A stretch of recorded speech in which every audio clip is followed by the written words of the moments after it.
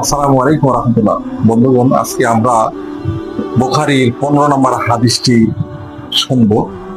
সেখানে হযরত আনাস রাদিয়াল্লাহু আনহু এটা বর্ণনা করেছেন। তিনি বলছেন যে রাসূল সাল্লাল্লাহু আলাইহি ওয়াসাল্লাম বলেছেন, লা ইমিনু আহাদুকুম হাত্তা আকুনা হাব্বা ইলাইহি মিন ওয়ালিদি ওয়া নাসা উম্মতি।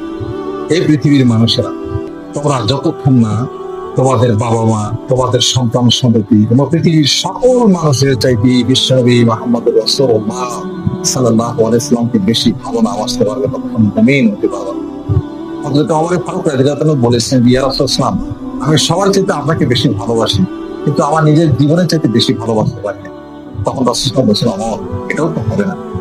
সেই জন্যই তিনি কিছুক্ষণ নীরবতা পালন করে বললেন, ইয়া রাসূলুল্লাহ সাল্লাল্লাহু আলাইহি ওয়াসাল্লাম, আমার জীবনের সকল চাইতে আপনাকে বেশি ভালোবাসি।